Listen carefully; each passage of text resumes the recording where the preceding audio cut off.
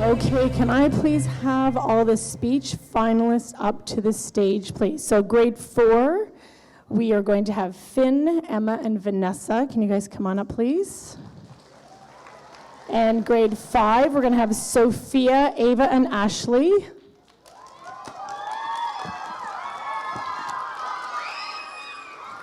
And grade 6, we are going to have Nina, Rohan, and Amy. Okay, you guys are going to sit here in the order I just called you in, okay? So Finn, you're going to go first. So grade 4s, and then grade 5s, and then grade 6s. You get water. This is where you're going to crumpet speech. In terms of our seating, can we move our kids forward before we continue? Sure. Sorry about that. Okay, so we have a fantastic assembly for you this afternoon. It's the public speaking finalists from grade 4 to grade 6. Grade 3s, we're so excited you're here to share this with us today. We also have some esteemed judges that you cannot see now that they've turned the lights up, but they're right here in the front row. We have, please welcome, we have Miss Ramji, Miss Hicks, and Mr. Olnick, who's come all the way down the hall from the secondary school. He's here to check out the talent for next year. Okay, so we're going to get started. We're going to get started with the grade 4s. The grade 4s were required to produce a speech that has a strong position and is persuasive, but does not need a counter-argument. Okay, please welcome to the microphone Finn Jones, who will be speaking first about how getting hurt is good for you.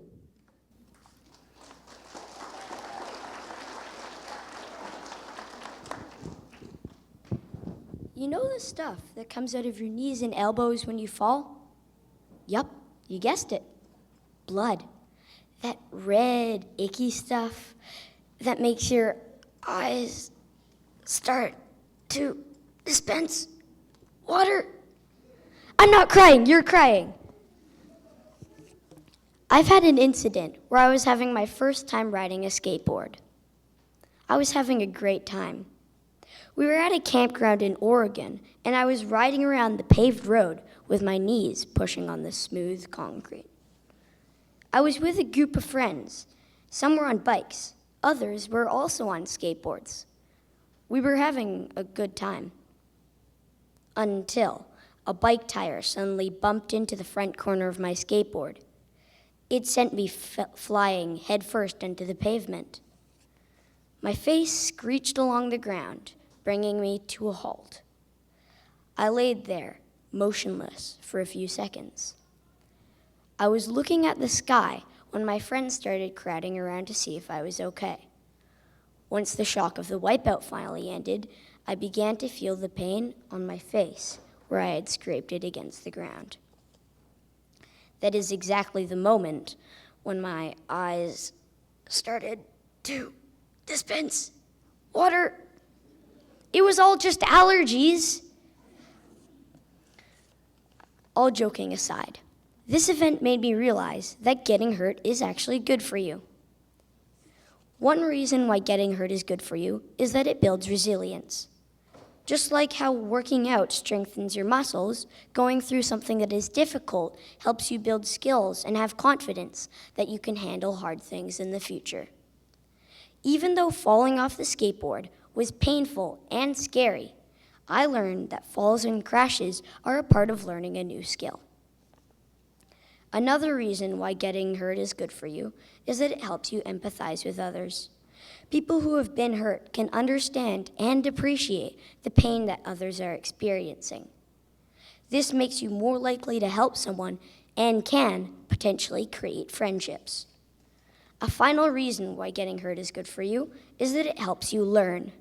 Every time we experience pain, we learn something. Whether the lesson is big or small, you will always remember a situation involving pain. It will teach you what to try again on and what to totally not try. This ensures that we do not continue to make the same stupid mistakes over and over again, like riding my face along the pavement.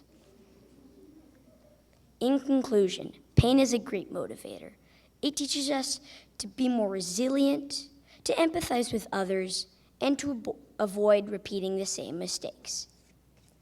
So while I know in life there are bumps along the road, literally my face hitting the road in some cases, In other ways, there will be difficult things I will go through, but I can count on them of making me a stronger person. Thank you.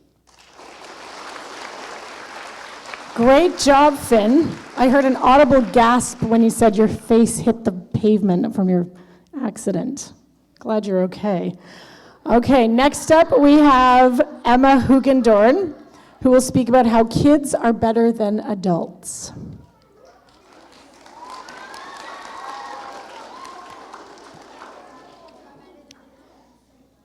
If you don't like sticky fingers, messes, constant screaming and crying for no good reason, you might think that kids are little horrors. And you might say, let's hang out with an adult. They're so much better to talk to. But let me tell you, the average kid laughs 300 times a day. The average adult, only 20. Good afternoon. My name is Emma, and I will be talking about how kids are better than adults. Reason number 1, collaboration. In 2006 at TEDx, Peter Skillman introduced a new challenge. You and your team of 4 has 18 minutes to build a tower out of spaghetti sticks, string, tape, and a marshmallow that must go on top. Well, the adults, they talked, they sketched a design out, and they fumbled with the sticks to try to put them together in a good way. And in the nick of time, they put the marshmallow on top.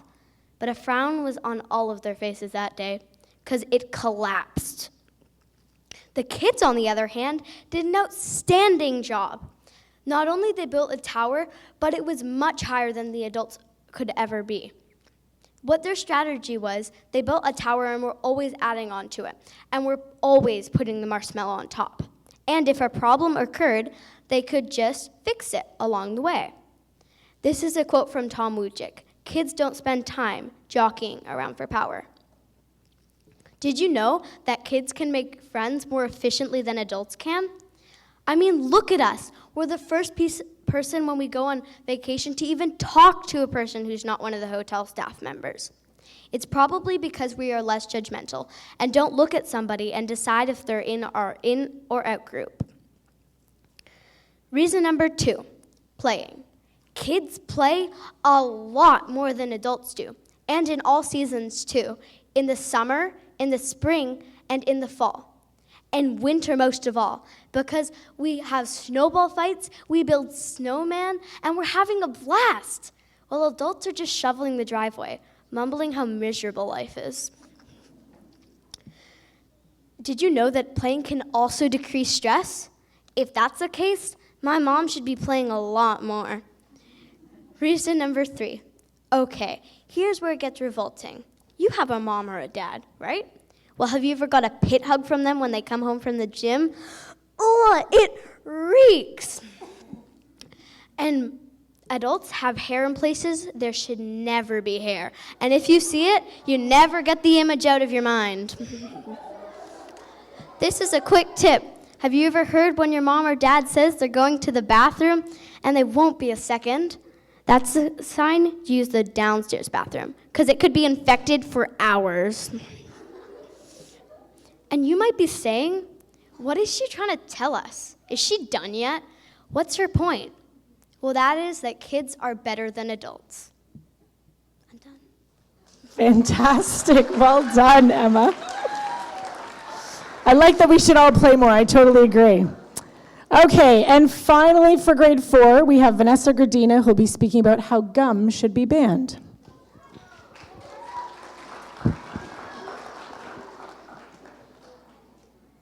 Imagine, you're at a restaurant eating your spaghetti meatballs, when suddenly you drop your fork under the table. You stumble to grab it, but bump your head. Reaching into your hair, you grasp something soft, squishy, and wet. Ah! Good morning, fellow students and honorable judges. Today, I would like to talk to you about why gum shouldn't exist. Gum is bad for your health, harmful to our environment, and is a real waste of money. First, that same gum that was stuck in your hair could contain germs from the person who chewed it. Gum can cause severe stomach problems because the titanium dioxide found in gum can interfere with your digestive system, causing pain and discomfort when consumed. While gum makes your breath smell fresh, the sugar in the gum can cause cavities, so you should brush your teeth instead. Secondly, gum can be toxic litter, which is not biodegradable. Gum is typically made from synthetic, plastics and rubbers, dextrose, artificial flavors, titanium dioxide, and dye, and about half of those aren't biodegradable. Plus, spitting gum out on the street is not a good thing. People have been spitting gum out on the street since at least 1848 when gum was invented. Ew! And that same gum that was stuck in, also the packaging the gum comes in, such as wax paper, plasticized paper, or foil wrapper, are not recyclable. Did you know gum in total produces over 100,000 tons of pollution every year? And third, gum is a real waste of money because one piece of gum can only be used for a short period of time, but you can use a toothbrush for months. Unlike gum, a toothbrush and toothpaste are more effective and efficient at freshening your breath and keeping your teeth clean and healthy. I've found some alternatives for you gum chewers out there. I'm looking at you. For instance, cheese prevents acid from destroying your teeth and stops cavities. You can even eat it. Parsley is a great alternative for making your breath smell fresh, and at the same time, it's a sweet treat to enjoy. Licorice is a great substitute for making your breath smell fresh, and at the same time, it's a sweet treat to enjoy. And if none of those alternatives work for you, then try a travel-sized toothbrush and toothpaste when you're really in need of fresh breath. In conclusion, gum is bad for your health, harmful to our environment, and is a real waste of money. As I have already mentioned, there are effective alternatives to chewing gum. Thank you for your time. Great job, grade 4s. Can we have another round of applause for the grade 4s? Judges, you've got your work cut out for you. Okay, we're now ready for the grade 5 finalists. Grade 5 is required to produce a speech that has a strong position, is persuasive, and has a counter argument. I can speak from experience and say the ones that I saw in my own class were very well done, and I'm very excited to hear the finalists for grade 5 today. So, without further ado, can we start with Sophia Lolani, who'll be persuading us that being the youngest is the worst.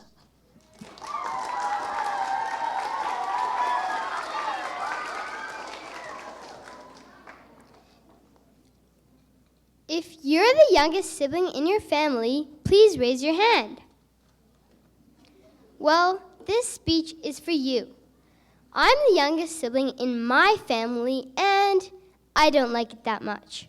Well, don't get me wrong, I love having siblings, but I don't like being the youngest. Good afternoon, honorable judges, teachers, and fellow classmates. Today, I'm going to convince you that being the youngest child in your family is absolutely the worst. Some of you older siblings out there must be thinking, Sophia, isn't being the youngest the best? When you're the youngest, you don't have any younger siblings to look after, and you don't have to do too many chores. You also never get blamed for anything. You always get the most attention, and you get everything you want. Well, do you want to know a secret? You're very wrong. Being the youngest is the worst because from the moment you were born, you were held to a very high standard known as your older siblings. If your oldest sibling is a perfect golden child like my sister, then you're going to have a hard time with that. If I make one little mistake, my parents usually say, come on, Sophia, Soraya wouldn't have done that, or you should be more like Soraya. My parents are constantly comparing me to my older siblings, and it gets really annoying. Sophia, you should practice your singing so you can be a star of the school musicals like Soraya was. Or, Sophia, you should be kind and patient like Adam because he has a real gift for making people smile. Or, Sophia, you should be a strong leader like Jamil and run a school club. It never stops. I don't think Soraya, Adam, or Jamil have listened to my parents telling them to be amazing at soccer, hockey, basketball, tennis, and taekwondo like me. Another reason why being the youngest is the worst is because my older siblings get everything they want. They always get cooler clothes, fancier iPhones, new laptops, and the best shoes. I mean, I have 3 older siblings. You think one of them is going to share it with me? But again, you would be wrong. All I ever get are hand-me-downs if I'm lucky. I guess sometimes being the youngest does have 1 or 2 perks. When I first came to Mulgrave, some of the teachers knew who I was because of my older siblings, so that was kind of nice, I guess. But I really don't think that being the youngest is as great as all our older siblings make it seem. I mean, most of the time, my parents and teachers just call me Soraya anyways. I'm sure a lot of you can relate to that.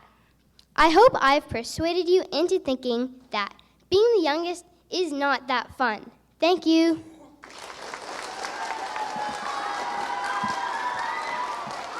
Great job, Sophia.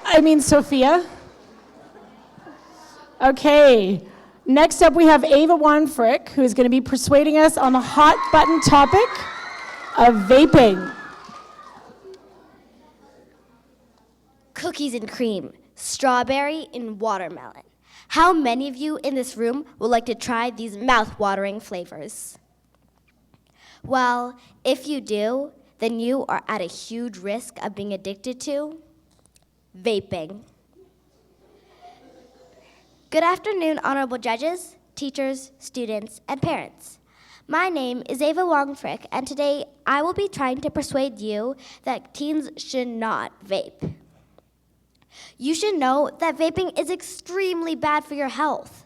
The chemicals in vaping, like nicotine, inflame and irritate the lungs, which could lead to a lung disease. Vaping also causes slow brain development that affects memory, mood, concentration, learning, and self-control. Our brains are still developing until the age of 25, so teens are more vulnerable to brain damage from vaping. The toxic chemicals in vaping also raise your heart rate and blood pressure, which leads to the likelihood of having a heart attack. And let's not forget the fact that when you are vaping, you are sucking on a battery. Do you even know what is in a battery? There are heavy metals like lead, nickel, and tin. And hey, what if I gave you a AA Duracell battery to suck on? Would you? Another reason why you shouldn't vape is because not only does it affect you, but it affects people around you too. Research has shown that if you are around someone who vapes, you could be breathing in the secondhand fumes. Even though it has the name secondhand fumes, and it doesn't sound that bad, if you breathe too much of the fumes, it can harm your lungs as if you were the person vaping. Lastly, you shouldn't try vaping because the nicotine is highly addictive. Once you do it, you can never stop. When you don't vape, you get anxious and have an urge to vape even more. When you do vape even more, you get more addicted to it, and then it becomes a habit. Vaping companies get kids to try vaping by adding cool flavors like cherry, Coca-Cola, strawberry, bubblegum, and other flavors they know kids will love. I think that it is really selfish for the vaping companies to do that because they know the dangerous effects of vaping, but they still try to trick kids and lure them into trying vaping with flavors they know kids will like. Sadly, this strategy is working. A University of Waterloo study showed a 74% increase in youth vaping from 2017 to 2018 in Canada. In conclusion, I hope I've convinced you to not vape and not get fooled by the delicious and juicy flavors that hide the dangers of vaping. Thank you.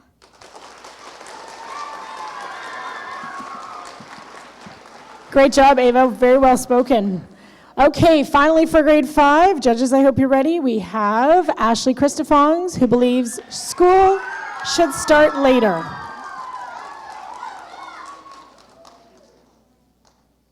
Imagine you're having the best night ever, lying in bed, having an amazing dream about flying in the sky.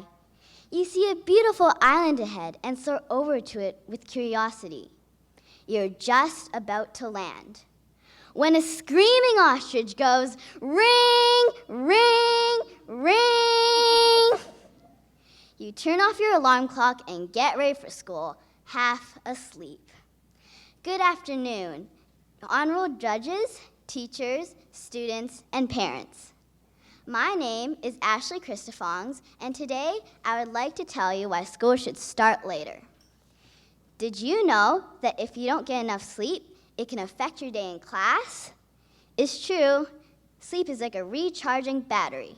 When you sleep, the next day you will have more concentration, productivity, and cognition. You can fail a test just because you're too busy last night. Sleep also gives you energy, speed, mental functioning, and coordination. Once in grade 4, the last night I went to bed really late because I had to go to dinner with my aunt. I was really sleepy that day. When we were doing math, I got a lot of the questions wrong. It was probably because I didn't sleep enough last night because I memorized the questions the day before. I think that if school started later, then I would have done better that day because I would have time to sleep more. Another reason why school should start later is so that you'll have more time to get ready for school.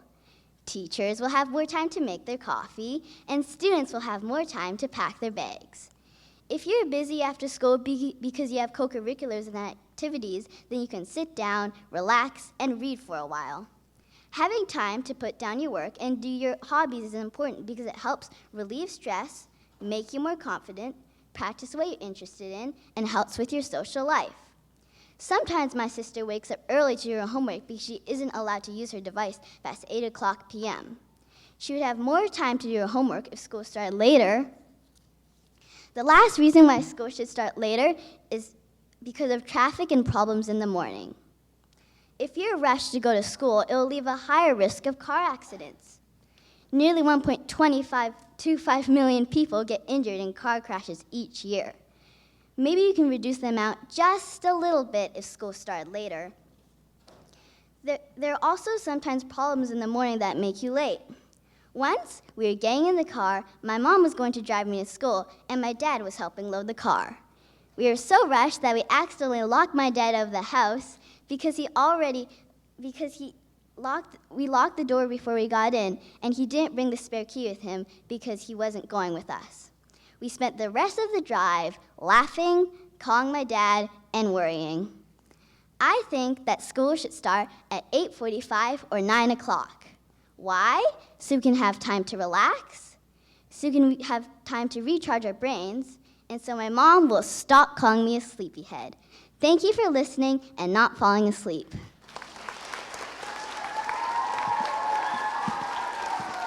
Great job, Ashley. Great job, grade 5s. Can we have one more round of applause for the grade 5s?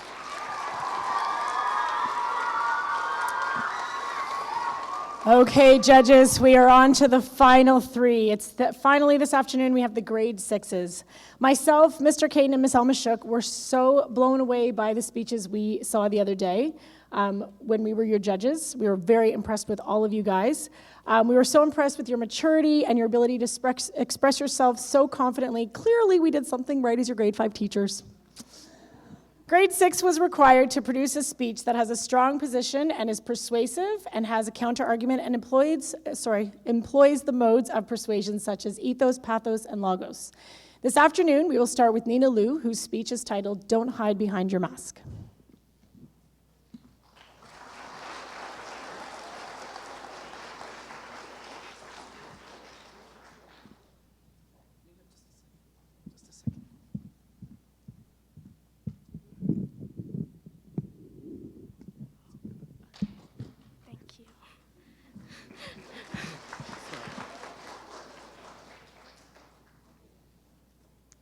I wear a mask. It's my smile in the hallway. You might think I'm flying high, but really, I'm fading away. Wearing my mask, I ask how your day is. I listen to dishonest replies, pleading with you to see that I'm not all right. My mask is my smile. My mask is my laugh. My mask is my happiness. Good afternoon, honorable judges, teachers, parents, and fellow students. Today, I would like to persuade you that we need to be honest about how we're feeling because hiding it won't help us feel any better. We all wear masks often, metaphorical masks that cover how we're really feeling. We do this because we're worried about what society might think of us. When someone asks how you are, I'm sure that your answer is nearly always good, because that's what we're expected to say. Sometimes you might not feel good at all, but who wants to hear that? There are many different reasons why people cover their true feelings. In this poem by Paul Laurence Dunbar, it demonstrates the hardships African Americans faced after the Civil War. Even though the war against slavery had been won, African Americans did not have better lives straight away. Dunbar writes, "We wear the mask that grins and lies. It hides our cheeks and shades our eyes. This debt we pay to human guile. With torn and bleeding hearts, we smile and mouth with myriad subtleties." This shows how African Americans really felt about their situation, but couldn't show it. Not everyone shares my opinion. Some say that it's better to act like you're okay and think positively, then you might feel better. Or maybe you should muscle through your sadness and act tough, hide your tears. People might get annoyed or have no time to hear what you want to say. When asked, "How are you?" friends don't expect or want your detailed analysis of your state of mind. It might not surprise you to know that I completely disagree with this approach. Don't hide your emotions for the sake of your friends or family. If they tell you to put your mask back on, can they even be considered someone you can trust? Somebody you can talk to and be truthful with? Do the people you know really love you or the mask you put on every day? See, the other day I learned a new fact. The Japanese say that you have 3 faces. The first face you show to the world. The second face you show to your close friends and family. The third face you never show to anyone. It is the truest reflection of who you are. We wear a mask for so long, we forget who's underneath it.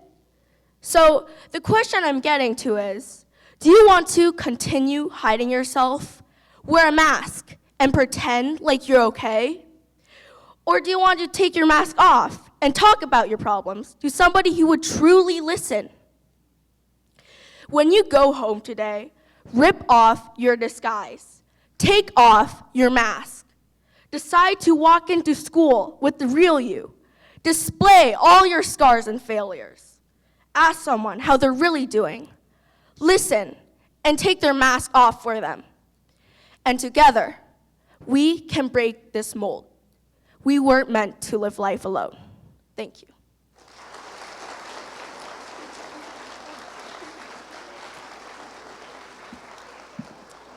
Great job, Nina. Very well done, very well spoken. Next up, we have Mr. Rohan Gill, who is going to tell us that losing is as good as winning.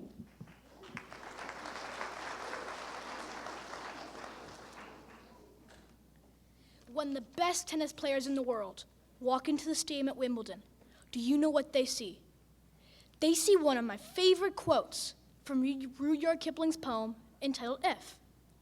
Kipling writes, "If you can meet with triumph and disaster and treat those two impostors just the same, then yours is the earth and everything that's in it." These powerful words remind these players that success is not just about winning and losing, but it's about how you deal with these wins and losses in life. Good morning, teachers, students, and honorable judges. My name is Rohan Gill, and today I hope to persuade you that losing can be just as valuable as winning as long as you keep believing in yourself. Let's be honest, winning feels awesome, and losing can make you feel angry, frustrated, and it can even make you doubt yourself. But as painful as losing is, you can learn a lot from these experiences, sometimes more than you learn from when you win. Sam Weinman is a hockey and golf writer who wrote a book called Win at Losing, in which he highlights how our biggest setbacks can lead to our greatest gains. He argues that we actually need to lose so that we can learn how to deal with failure and that this experience makes us stronger.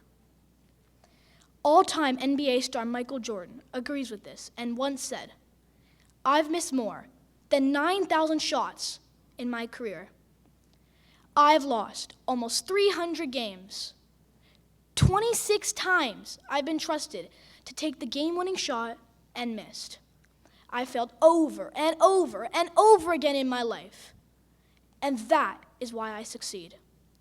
Michael Jordan is proof that when you lose, you become stronger. Let me explain. When you fail, people will doubt you and may not support you, and you have to learn how to deal with this. This is why I find Mr. Kipling's line so inspiring. He says, "If you can trust yourself when all men doubt you, but make allowance for their doubting too, then yours is the earth and everything that's in it." Over here, Mr. Kipling is telling us that success is not just about winning and losing, but it's about how you deal with these wins and losses in life. Naturally, most people believe that winning is everything. American football player Vince Lombardi famously said, "Winning isn't everything, it's the only thing." But I think he's totally missing the point. We shouldn't define our success by wins, losses, or what other people think about us. Instead, we should define our success by experiences when we win and lose. Personally, I've had times when I've won, when I've lost, and when people, sometimes even my friends, have told me that I'm not good enough. I have to admit, I haven't always dealt with it the way Mr. Kipling says we should. Sometimes I've bragged when I scored in soccer. Sometimes I've gotten too angry when I've lost a game. And sometimes I let myself believe it when someone told me I'm not good at something that I knew I was good at. I am now proud to say that only I know my true worth, and that I won't let my wins, losses, and definitely know what others think about me define my success. In words of American sports writer Grantland Rice, "It's not whether you win or lose, it's how you play the game." Thank you.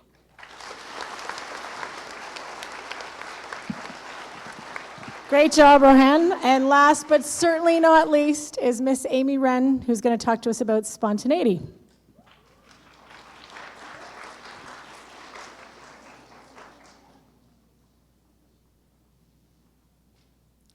I can do it.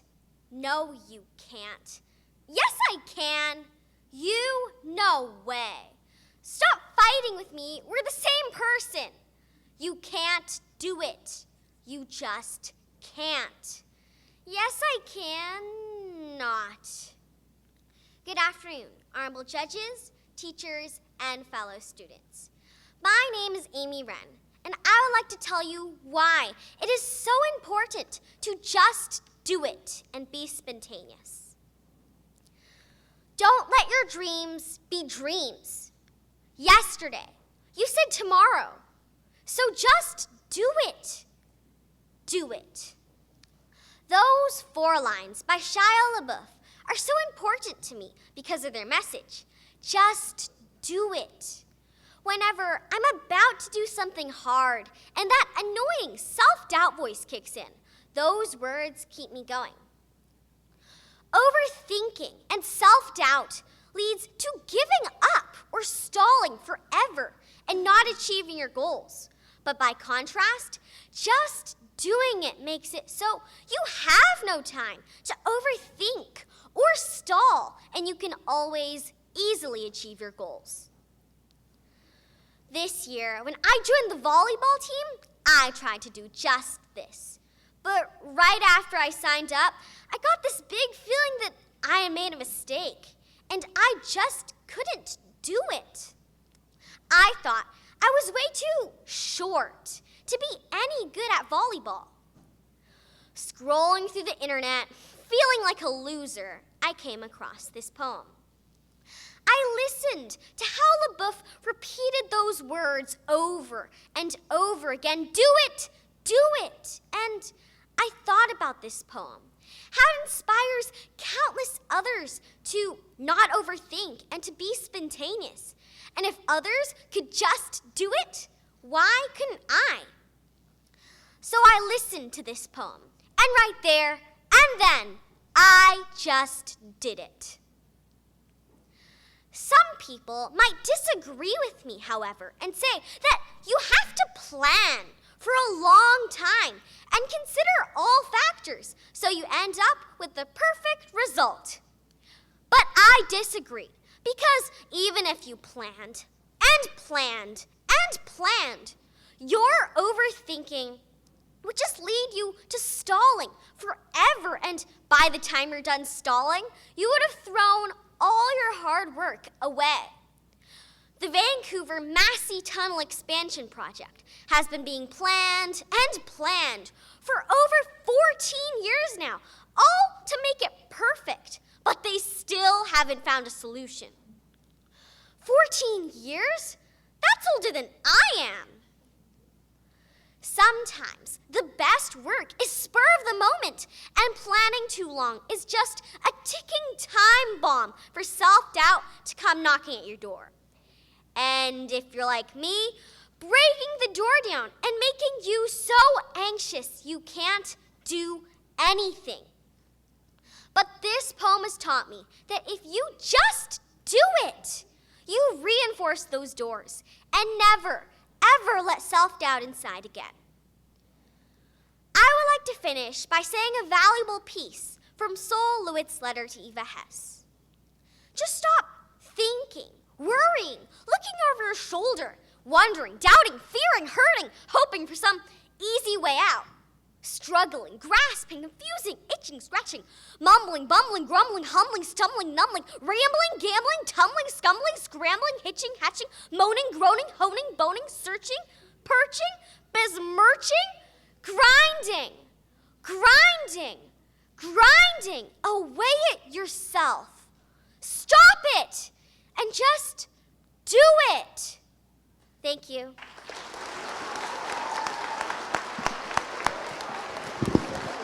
Great job, Amy. I think if you don't end up being someone who does speeches for a living, you might be quite good as being a rapper. That's an excellent job. Okay, now here comes the Miss RB show. Judges, you have a few minutes. Don't laugh yet, grade 5. You have a few minutes to figure out who we are going to crown the winners today. So the rest of the audience, you have a big job to do. Your job is to reflect. So I want you to close your eyes, because we love to reflect in the PYP. Love it. I'd like you to close your eyes, and I'd like you to think about which one of these speeches do you think really spoke to you, really resonated with you? Which one did you really connect with? And why? Why did that person or that speech make you think, yeah, I really like this one? What is it that made you think that? When you think you have an answer, I'd like you to put your hand up if you would like to speak and tell us what your answer is. Okay, well, I want you to really have thought about it, though. Have any answers down here? Grade 3s, I'd love to hear from you because you're going to be doing this next year. Some of you will be right up here on the stage. Thank you, Mr. Olnick. Can we have a big round of applause for Mr. Olnick? Took time out of his busy day to come down here and see us. All right. Okay, right here in the front row. What is your name, sir? Ethan.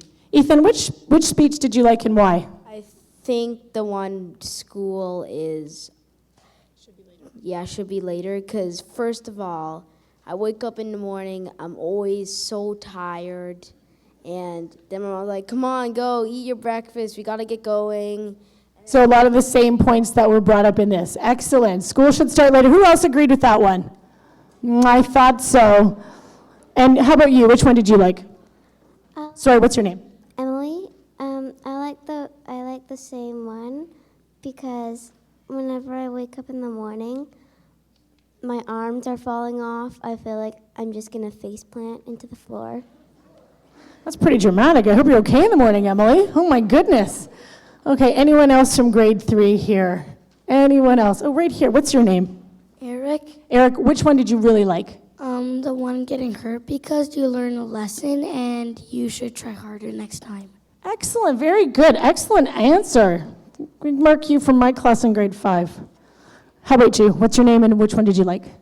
My name is Sophie, and I like the school should always be late because, like, when I'm in bed, then, like, in the morning, I thought it was like 8, and then my mom was like, "Gotta go, we're leaving in like 5 minutes." I'm like, I don't have any time. So hard, right? You just don't have any time. So hard in the morning. I know, hard being a grade 3. How about grade 4s? Do we have any good answers back here in grade 4? Any good answers here in grade 4? What do you think? What's your name and what do you think?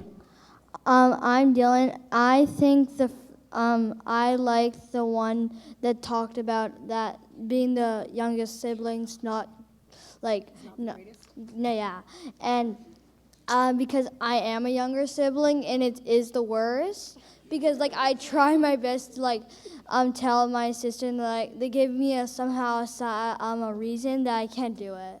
Oh, that's too bad. Is your mom or dad here today by chance?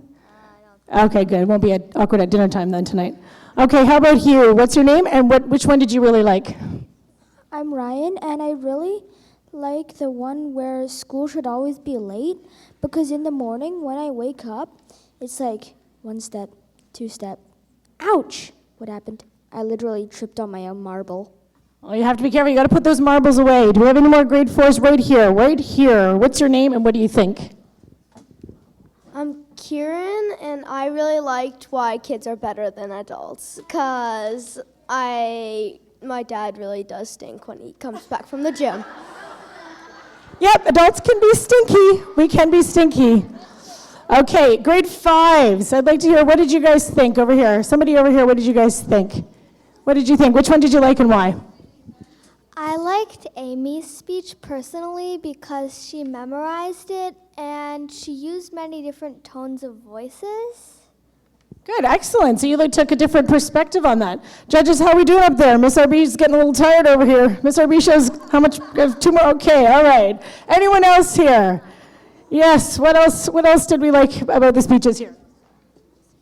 My name's Danny. I like the one that was about just do it, because it inspired me to just take a risk and do it. Just do it. Just do it, exactly like Shia LaBeouf said. Who knew he was the speaker of that? I always thought it was Nike, but clearly I was wrong. Grade 6 says you must have something you want to say, something that you really liked. Come on, what, we got no hands up here? What are you guys, shy all of a sudden? What's happening here? Lily, which one did you like? Why? I liked Amy's because I think it's really hard. To just do it sometimes because you spent months in advance planning, but then in the end, you just get nothing done because it's really hard. Okay, fair enough. Harry, how about you? I liked Rohan's because it connects with me because I play a lot of sports, and when I lose, I feel like it's the end of the world. And is it the end of the world when you lose sports? Not always. It is not the end of the world. How about over here? Mr. Kai. I like Nina's because it's sort of true that everyone is wearing a mask and that we should take it off. Excellent. Great job. Okay, can we have one final big round of applause for these amazing speeches today? We have the finalists. Okay, grade 5, let's chill out a little bit. I am now going to pass the microphone over to the lovely and talented Miss Ramji and Miss Hicks. Thank you so much, Miss RB. Can we have a really nice round of applause for Miss RB being our amazing MC?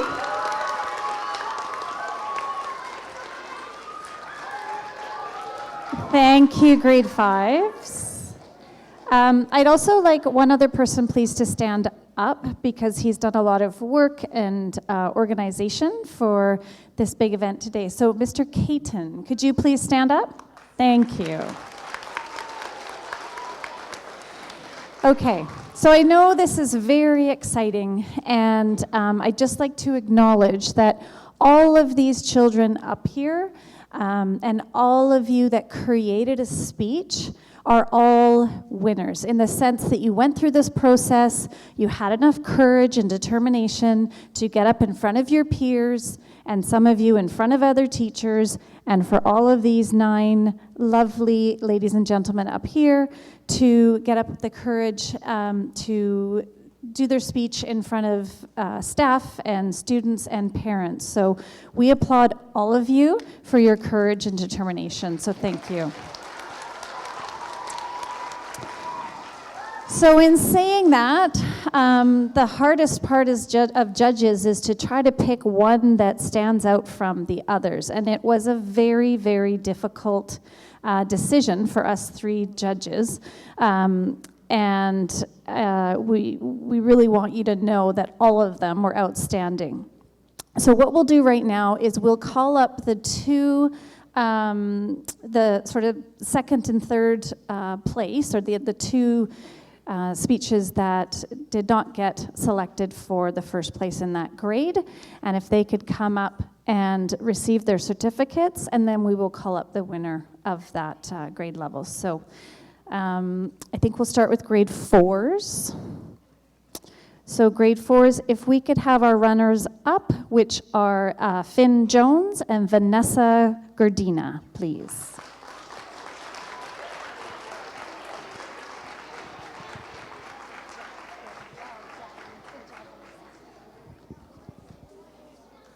These 2 had outstanding speeches, very persuasive, well done. And if we could have our grade 4 winner, Emma Hugendorn, come on up.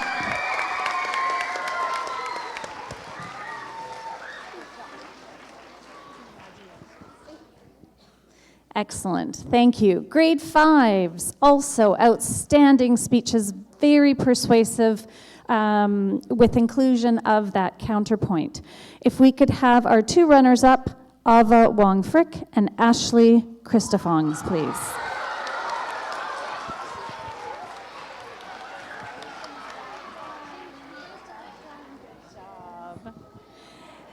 And our grade 5 winner, could we have Sophia Lolani come up, please?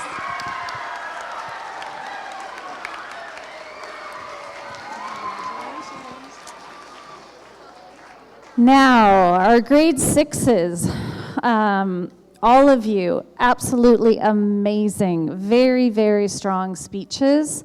You could tell you put a lot of work into those, so well done. If we could have our 2 finalists, Nina Louis and Rohan Gill, please to come up.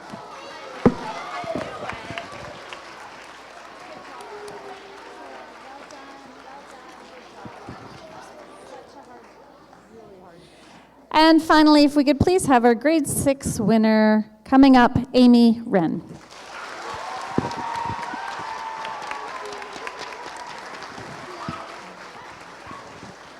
Good job. Excellent. Mulgrave, thank you very, very much for being a very respectful audience. Again, a huge thank you for all the time and effort and practicing that our finalists put into this. To all of our teachers who were a big part of this, thank you for your time. And teachers, you can take your students back to class. Have a lovely weekend.